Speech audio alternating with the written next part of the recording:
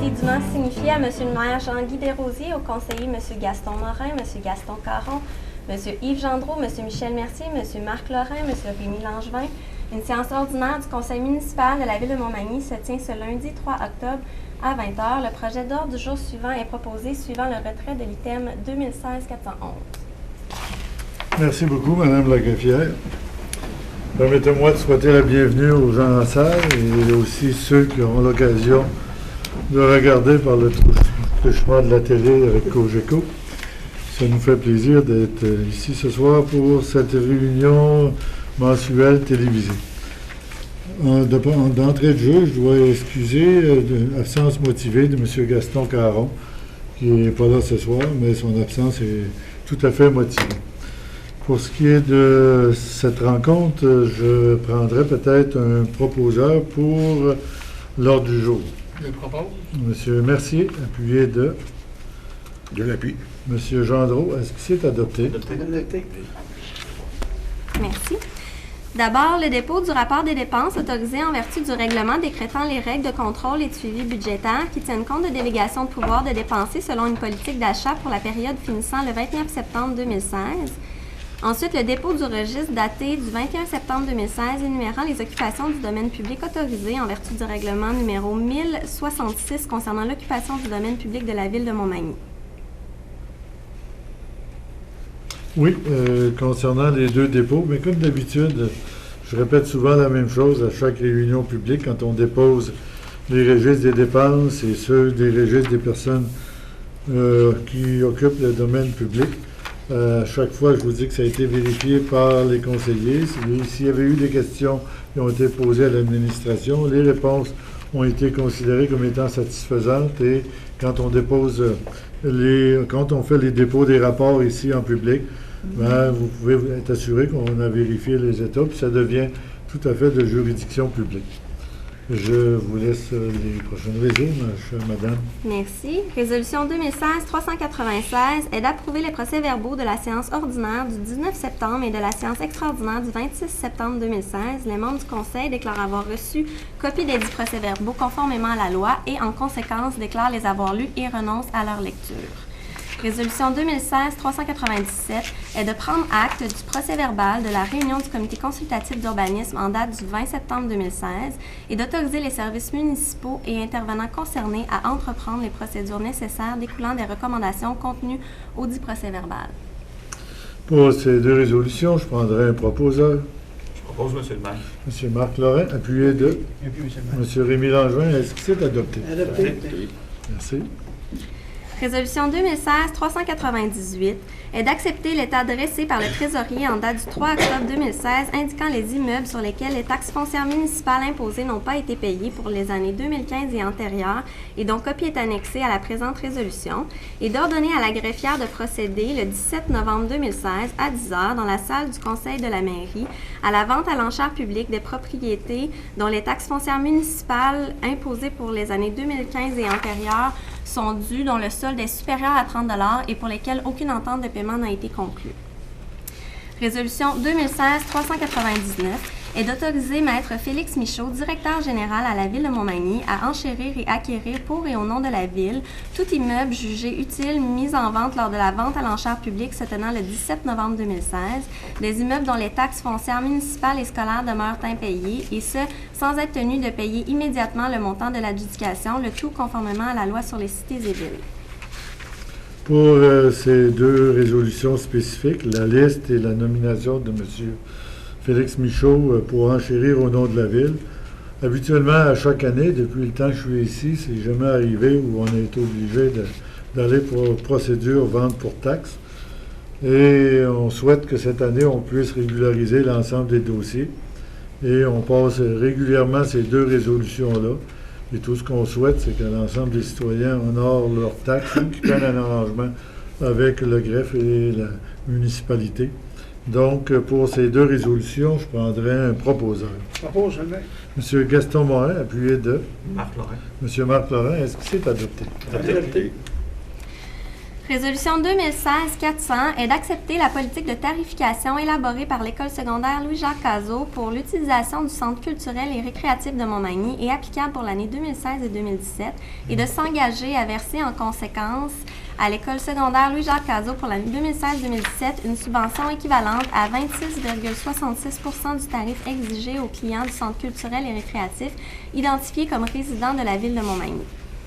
Résolution 2016-401 est de confirmer le versement de contributions à divers organismes sans but lucratif totalisant un montant de 6 950 $. Pour les deux résolutions, celle concernant la tarification du centre culturel, c'est les mêmes tarifs depuis 2010. Puis pour ce qui est des différents organismes, c'est des subventions qui ont été faites pour soit le hockey junior ou le hockey Mercier ou d'autres subventions semblables. Donc, je prendrais un proposeur et quelqu'un pour l'appuyer. Je le propose. M. Gendreau, Je vais seconder, M. le maire. appuyé de M. Langevin, est-ce que c'est adopté? Adopté.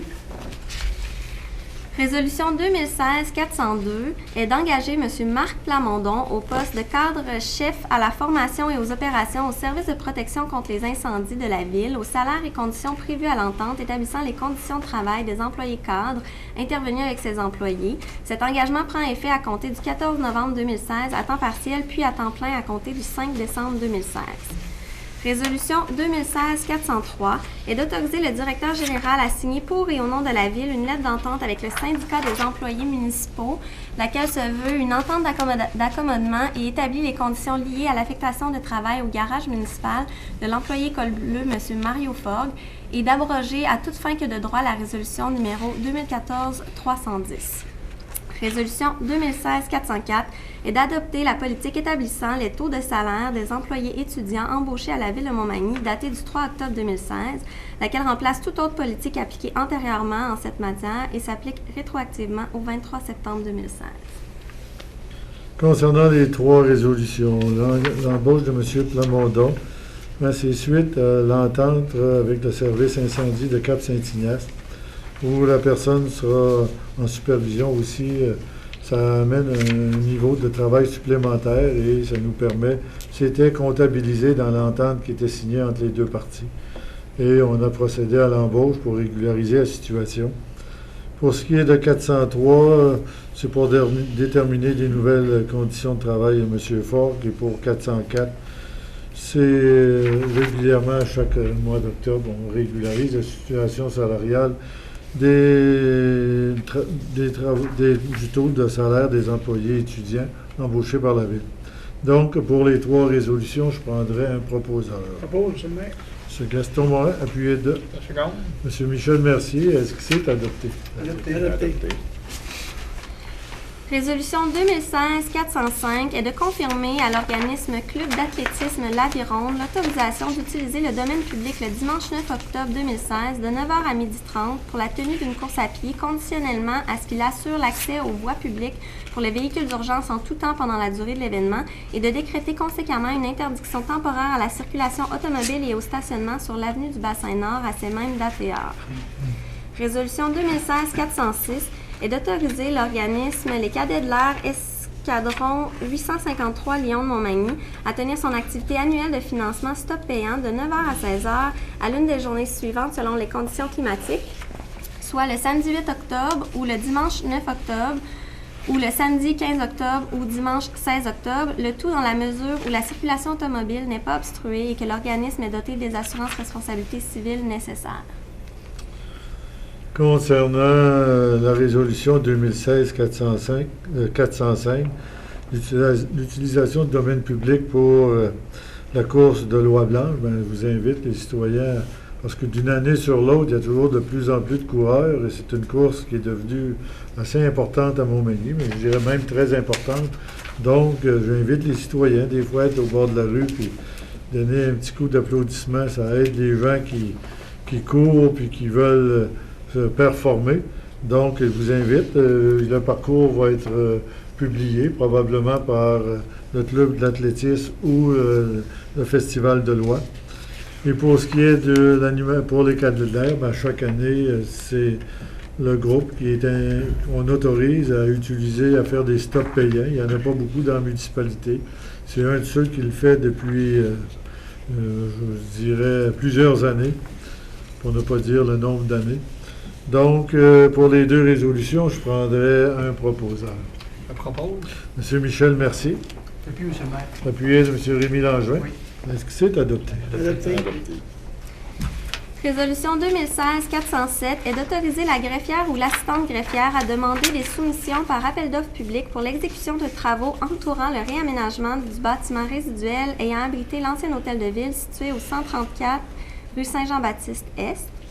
Résolution 2016-408 est d'approuver le contenu et d'autoriser l'envoi au ministère des Affaires municipales de la programmation de travaux révisée en date du 3 octobre 2016 et de tous les autres documents exigés par ce ministère en vue de recevoir la contribution gouvernementale qui lui a été confirmée dans une lettre du ministère des Affaires municipales et de l'occupation du territoire, et ce, à même le programme de la taxe sur l'essence et de la contribution du Québec pour les années 2014 à 2018. Pour ce qui est de l'autorisation pour la demande de réaménagement, c'est pour relocaliser la Société de développement économique et les communications régionales dans l'ancien hôtel de ville. Il y a un certain montant d'argent qui a été réservé pour pouvoir réaliser à des coûts, au minimum de coûts, pour les relocaliser dans ce secteur. Et pour ce qui est de 408, demande d'aide financière au ministère des Affaires municipales. À chaque année, au mois d'octobre, on doit donner qu'est-ce qu'on a fait au niveau de la taxe sur l'essence Canada-Québec. Et on doit aussi planifier nos prévisions pour l'année à venir, puis qu'est-ce qu'il nous reste à dépenser au niveau de la taxe sur l'essence. Et chaque fois, il faut reviser notre plan, puis redéposer au ministère des Affaires municipales, ce que l'on fait ce soir par résolution. Donc, pour ces deux résolutions, je prendrai un proposeur. Marc Lorrain. Monsieur Lorrain, appuyé de Secondé. Monsieur Morin. Est-ce que c'est adopté? Adopté. Merci. Résolution 2016-409 est de mandater Maître Pierre Lorrain de la firme Tremblay-Boismignot-Lemay Avocats comme représentant et procureur de la Ville de Montmagny pour tout recours auprès de tout intervenant, instance ou tribunal, dans le dossier visant l'achat du lot 5 555 957, propriété de la Société d'agriculture du comté de Montmagny et ayant fait l'objet d'une promesse d'achat signée par les parties. Résolution 2016-410 est d'appuyer les recommandations de l'Union des municipalités du Québec et de demander au gouvernement du Québec de modifier le projet de loi numéro 106 concernant la mise en œuvre de la politique énergétique 2030 et modifiant diverses dispositions législatives en introduisant des mesures permettant aux municipalités de désigner dans leurs outils de planification du territoire des secteurs incompatibles avec les activités d'exploration et d'exploitation des hydrocarbures et en donnant aux municipalités des pouvoirs pour mieux encadrer la protection de leurs sources d'eau potable. L'objet 2016-411 a été retiré. Concernant le mandat, concernant de représentation, on avait fait une offre d'achat à la Société d'agriculture pour acheter le terrain qui est à l'ouest, où on avait déposé préalablement un montant de 50 000 pour valider notre offre d'achat. Là, il y a des marchés de transactions, mais nous, on veut faire valoir nos droits vis-à-vis cette promesse d'achat qu'on avait fait à la Société d'agriculture, qui avait répondu en nous demandant un certain montant pour confirmer notre sérieux vis-à-vis de l'offre d'achat. Et on veut exprimer nos droits vis-à-vis cette société-là, parce que le 50 000 on voudrait être capable de le récupérer si on n'est pas capable d'avoir une transaction pour le terrain. Donc, c'est la raison pour laquelle on a mandaté une firme d'avocats pour nous représenter à ce niveau-là avec la Société d'agriculture. Pour ce qui est de 440, demande au gouvernement de la modification de la loi 106. Ça, c'est l'ancienne loi sur les mines qui date du début du siècle et qui n'est pas très favorable pour les municipalités. Là, le gouvernement a accepté de concéder faire certaines concessions concernant le forage près des sources d'eau potable de municipalités ou certains territoires qu'ils pourraient déterminer comme non, où on ne pourrait pas faire de forage et de fracturation. Donc, comme les municipalités n'ont pas la certitude à 100% on pourra le faire de façon très, très autonome. On manifeste encore vis-à-vis du gouvernement pour qu'il assouplisse les règles, puis donne un peu plus d'autonomie sur le développement du territoire des municipalités, tout simplement, parce que son aménagement et son territoire, je pense que ça appartient aux municipalités.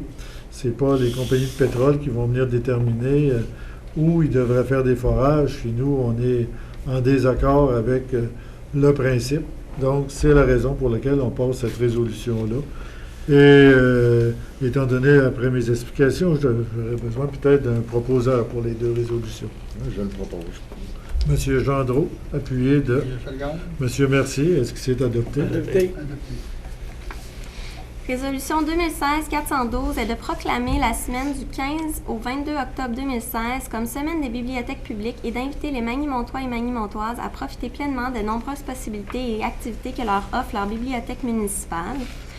Résolution 2016-413 est de proclamer la semaine du 9 au 15 octobre 2016, semaine de la prévention des incendies 2016 à Montmagny et d'inciter les citoyens à adopter des comportements sécuritaires en tout temps pour éviter les incendies, principalement en cuisine avec des appareils de cuisson et, bien sûr, à vérifier régulièrement le bon fonctionnement de leur détecteur de fumée. Au niveau de 412, 413, je n'ai pas besoin de donner d'explication. C'est la semaine des bibliothèques ou la semaine des incendies. Donc, je prendrai un proposeur pour ces deux résolutions. Proposé, M. le maire. M. Langevin, appuyé de Appuyé. M. Morin. Est-ce Oui. que c'est adopté? Adopté. Bon, vous savez que c'est la semaine des incendies. Vous voyez que dans la salle, il y a quelqu'un qui semble représenter le service des incendies. C'est le directeur, M. Pierre Boucher. C'est vrai que la semaine des incendies, on prend ça au sérieux au niveau de la municipalité, au niveau de la prévention, au niveau de différents... On travaille ardemment à faire de la prévention auprès des citoyens. Ça fait que je vais laisser M. Boucher vous expliquer le programme de la semaine spécifique qui a commencé aujourd'hui puis qui se termine vendredi avec un événement spécial. Ça fait que je vous laisse la parole, M. Boucher, et je vous permets de pouvoir expliquer l'ensemble de votre programme. Merci, M. le maire. Bonsoir, mesdames. Bonsoir, messieurs. C'est la semaine prochaine, finalement, M. le maire, que la semaine de prévention se tiendra. Excusez. Du 9 au 15 Oui, octobre. c'est du 9 au prochain. 15. Donc, Ouais, c'est qu'habituellement, la séance publique a lieu la semaine de la prévention, mais exceptionnellement, mais de toute façon, ils vont avoir une semaine pour y passer. c'est ça. Au moins, cette année, on est en avance. Oui, ça va lui permettre de penser au tout le beau programme que vous allez offrir, puis ça va permettre aux citoyens de participer avec vous. Absolument. Allez-y. Donc, la semaine de prévention des incendies va se tenir la semaine prochaine, du 9 au 15 octobre, sous le thème « C'est dans la cuisine que ça se passe, le combat des chefs ». Comme à l'habitude, pendant cette semaine, nous tiendrons différentes activités, dont des exercices d'évacuation dans certaines écoles et garderies. On va avoir kiosque de prévention aux Galeries Montmagny le jeudi soir et le vendredi soir, donc le 13 et le 14, où des pompiers des deux casernes de Montmagny et de Cap-Saint-Ignace vont être présents pour répondre aux questions des citoyens. On va aussi avoir notre traditionnel concours pompiers d'un jour qui est pour les élèves des écoles primaires. Par contre, cette année, on va avoir aussi l'école de Cap-Saint-Ignace qui va être inclus dans le concours. Donc, on va avoir un pompier de plus cette journée-là. Comme j'ai dit, là, le thème, c'est dans la cuisine que ça se passe, le combat des chefs. Ça fait référence au chef cuisinier bien connu, Bob le chef, qui est le porte-parole en duo avec le chef de la division prévention du service incendie de l'agglomération de la ville de Longueuil, M. Jean-Guy Ranger. On va pouvoir les voir ou les entendre là, lors d'entrevues, principalement là, aux principales télé ou radio. On va aussi pouvoir les apercevoir dans des capsules vidéo qui vont être réalisées sur un concept, là, le combat des chefs en cuisine. Ça va être sur les réseaux sociaux. Pendant ce combat-là, les deux porte-paroles vont en profiter pour faire connaître les risques d'incendie qui peuvent survenir dans une cuisine, ainsi que les bons gestes à poser pour les prévenir. Cette semaine-là se porte ce thème-là parce que les statistiques nous révèlent qu'un incendie résidentiel sur 3 survient dans la cuisine. On a bon nombre d'entre eux qui sont attribuables à des comportements inappropriés et à des manipulations dangereuses en présence de flammes lors de feux de cuisson. Quand on parle de manipulation dangereuse, là, exemple, on a un feu d'huile à frire, bien, les gens souvent vont avoir le réflexe de prendre le chaudron ou la casserole pour la retirer et la sortir. Puis à ce moment-là, c'est excessivement dangereux de propager l'incendie et de se brûler aussi. Donc, toujours selon les statistiques, depuis 2010, on constate une baisse significative là, de 27% du nombre d'incendies annuellement.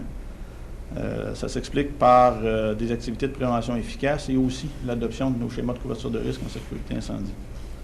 Par contre, comme je l'ai dit, là, près du tiers des incendies de bâtiments résidentiels au Québec débutent dans la cuisine. Ça veut dire qu'au Québec, il y a 1300 incendies par année ou 25 incendies par semaine qui sont attribuables à un feu qui a débuté dans une cuisine. De ces 1300 incendies de cuisine, près de la moitié sont dus à une distraction. Et ce sont souvent là, les appareils de cuisson, comme four, cuisinière, qui sont les éléments déclencheurs dans 82% des cas d'ailleurs. À elle seule, l'utilisation inadéquate de l'huile de cuisson ou de la matière grasse, là, les graisses, représente 325 incendies dans nos cuisines au Québec. Les huiles et matières grasses sont donc là, les premiers matériaux inflammés dans nos cuisines quand il y a un incendie.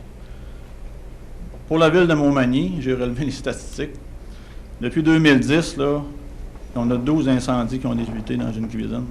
Puis la moitié de ces incendies-là a été dus à l'huile de cuisson, aux graisses. Certains de ces incendies ont causé des dommages importants, dont 2 ont causé des brûlures graves aux citoyens. Nous invitons donc les résidents de Montmagny et de Cap-Saint-Ignace à faire preuve de vigilance et de prudence lors de l'utilisation d'huile et de graisse, puis et à privilégier l'utilisation de friteuses quand on veut frire des aliments plutôt que des chaudrons avec de l'huile dedans. En terminant, je tiens à rappeler à nos citoyens l'importance de la présence d'un avertisseur de fumée et bien entendu de ne pas oublier de remplacer les piles 2 fois par année, soit au changement d'heure, à l'automne et au printemps. Merci beaucoup de votre attention. Est-ce que je peux vous poser une question pour Pompiers d'un jour? Est-ce que vous pourriez expliquer un petit peu qu'est-ce qu'on fait avec les jeunes étudiants qui viennent passer la journée avec vous? Donc, cette journée-là va se tenir le vendredi, la dernière journée de la semaine de la prévention. Les élèves des écoles primaires de Montmagny et de Cap-Saint-Ignace ont reçu un formulaire pour s'inscrire à Pompiers d'un jour. Donc, la semaine prochaine, je pense que ça va être mercredi, on va ramasser tous ces formulaires-là. Il va y avoir un tirage pour qu'il y ait un élève par école, peu importe le niveau, là, mais un élève par école qui va être choisi pompier d'un jour. Le vendredi matin, lors de la journée, la fameuse journée, on passe dans les écoles.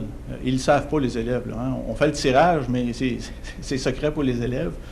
On avise, bien entendu, les parents des élèves concernés et la direction de l'école qu'on va passer chercher les élèves.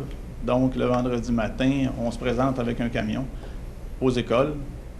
On se présente dans la classe en question. Et là, on dit qui est l'heureux gagnant du concours pompier d'un jour. L'élève embarque en camion avec nous. On fait le tour des écoles comme ça pour rapatrier, si je peux dire, là, les 5 élèves. Puis, là, suit une série d'activités, dont venir à l'hôtel de ville pour rencontrer M. le maire, M. le directeur général. Par la suite, là, on va faire le tour des casernes, montrer les équipements, expliquer comment ça fonctionne. Il y a toujours le traditionnel dîner. Normalement, c'est au McDonald's, mais on verra si c'est là encore cette année. C'est les élèves qui choisissent habituellement. Puis en après-midi, bien, on tient des activités là, au centre d'entraînement où on simule différentes petites interventions, un petit incendie, puis on fait là, participer les élèves à ça pour finalement les ramener à leur école là, avant le départ. Donc pour les élèves, c'est une bonne façon de finir la semaine scolaire un vendredi comme activité. Ceux qui ont gagné. Pour ceux qui ont gagné, bien entendu. Mais c'est quand même intéressant comme programme. Ouais, ça sensibilise les gens au service incendie. aussi à la prévention, pas juste à l'extinction des feux. Les pompiers, on a des véhicules, mais on aime mieux pas avoir de feu, on aime mieux les prévenir que d'être obligé de les éteindre pour sauver des vies, des fois à l'occasion. Donc, je vous remercie beaucoup de porter toute cette attention-là durant la semaine des incendies, puis particulièrement aux jeunes, parce que souvent, on commence par eux pour changer certaines façons de faire, et je pense que les jeunes peuvent influencer leurs parents à l'occasion, parce que dans le recyclage, ça a commencé avec les jeunes. Là, on regarde d'autres possibilités au niveau de la sécurité routière. On commence par les jeunes.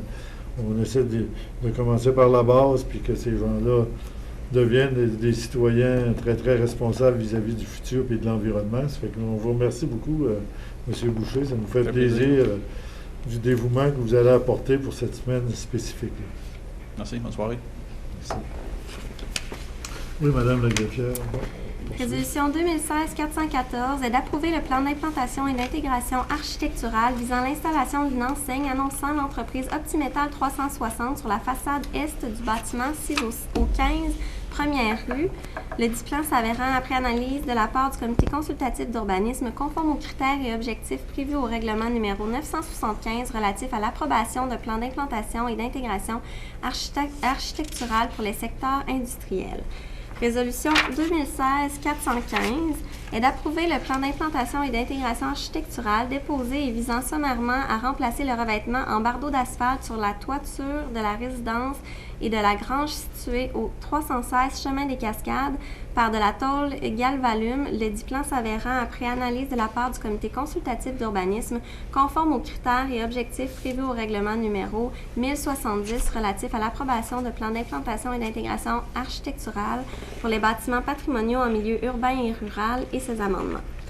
Résolution 2016-416 est d'approuver le plan d'implantation et d'intégration architecturale déposé et visant la construction d'une remise en cour arrière et l'installation d'une clôture en cour latérale et arrière sur la propriété 6 au 229 boulevard Taché-Est.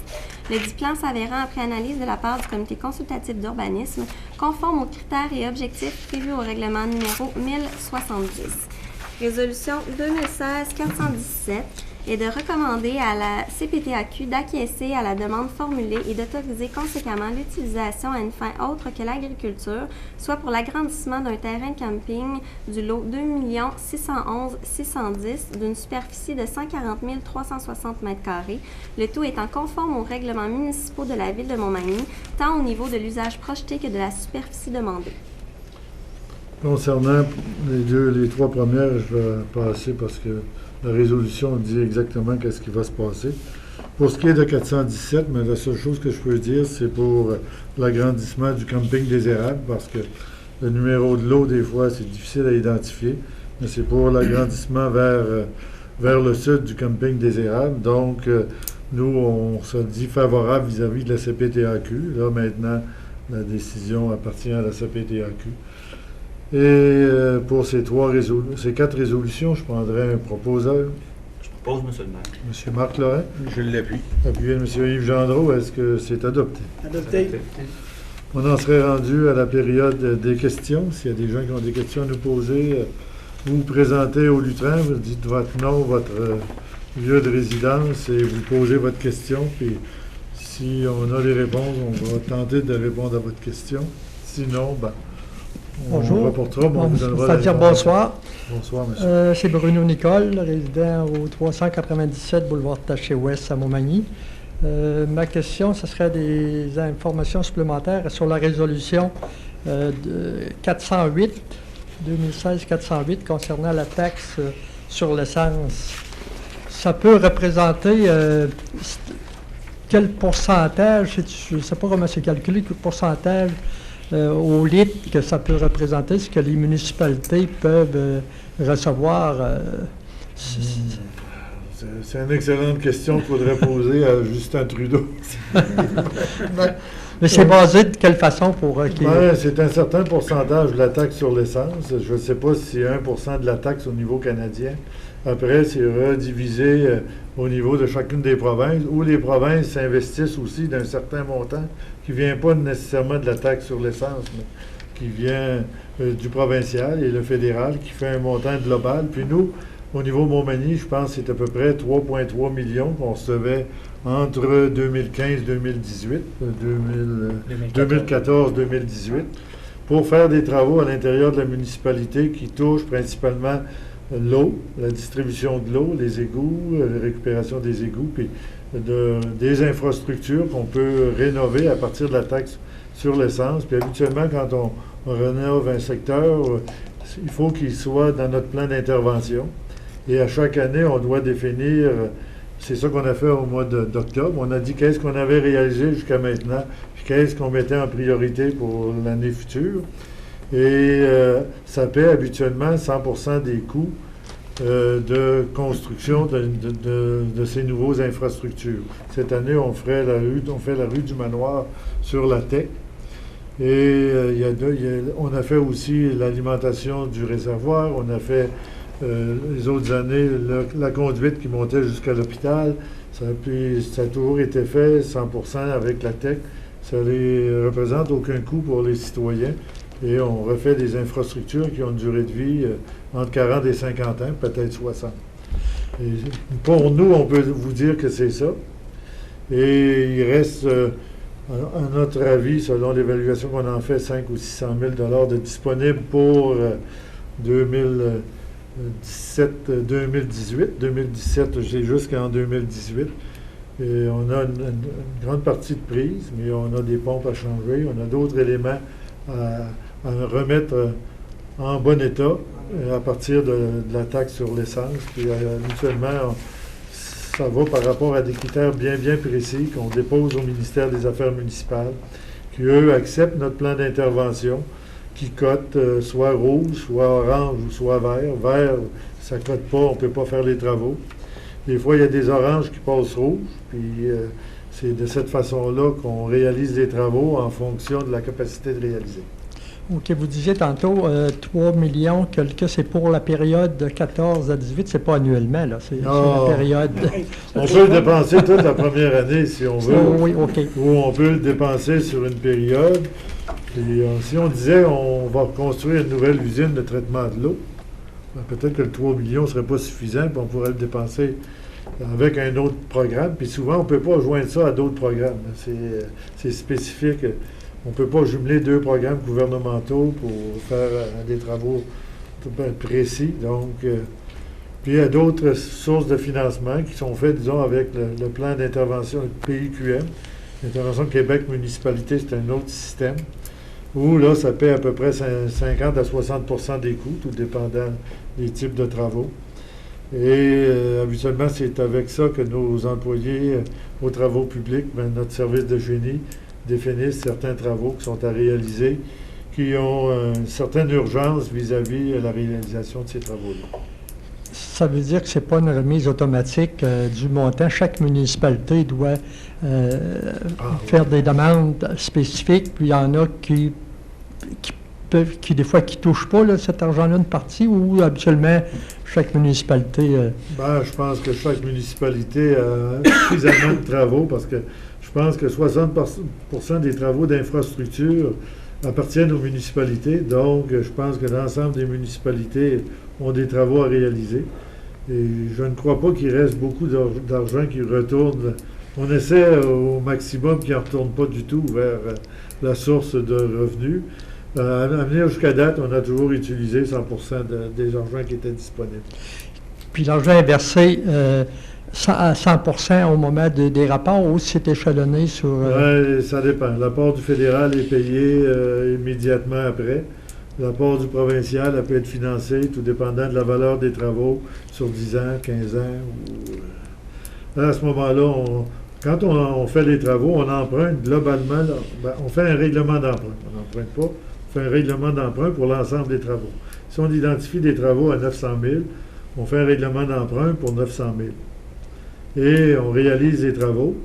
Et suite au paiement du fédéral, puis au financement du provincial, on emprunte la différence qui peut être 500 000, qui peut être 400 000, tout dépendant du coût des travaux, mais on emprunte qu'est-ce que le fédéral ne paye pas, puis qu'est-ce qu'on doit financer pour le gouvernement provincial.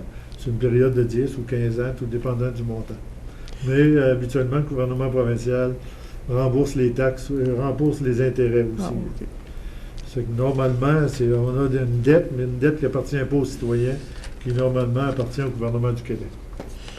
Merci pour les explications. Est-ce qu'il y a d'autres questions? Ça me fait plaisir de répondre aux questions. On n'est pas habitué d'en avoir beaucoup. Donc, je remercie pour votre question. Au niveau, avant de faire la levée de l'Assemblée, ben, il y a un autre élément au mois d'octobre qu'il faut tenir compte, c'est le mois du cancer du sein. Les gens, ils pensent qu'il y a juste les femmes qui peuvent avoir du cancer du sein. Bien, il n'y a pas juste des femmes qui peuvent avoir le cancer du sein. Oui, c'est moins fréquent chez les hommes, mais ça arrive aussi chez les hommes. Donc, c'est un mois important parce que ça dure tout le mois, le cancer du sein, tout le mois d'octobre. Puis la Ville de Québec est en rose et elle est rose tout le temps du mois d'octobre. Donc, tout ce qu'on dit, ben, c'est important quand vous voyez des campagnes de financement pour le cancer du sein, ben, je pense que c'est important. Puis dans notre secteur, il y en a aussi des cancers du sein. Et le taux de fréquence est assez élevé, d'après ce que j'en connais. Donc, c'est aussi important pour l'ensemble de nos citoyens. Donc, on doit tenir ça comme important pour le mois d'octobre. Et n'oubliez pas, en fin de semaine, ceux qui regarderont la télé, c'est le Festival de l'Oie. Il va y avoir une parade samedi. Et le festival, il a essayé d'avoir des nouveaux événements. Il y aura les manèges de Beauce Carnaval. Il essaie de jumeler un petit peu de foire avec le Festival de l'Oie. Il essaie de modifier la programmation parce que les besoins des familles est peut-être un peu différent qu'ils l'étaient il y a 25 ou 30 ans. Donc, on essaie de s'adapter à cette nouvelle réalité. À l'été, il n'y a pas eu d'expo. Il n'y a pas eu d'expo provinciale non plus.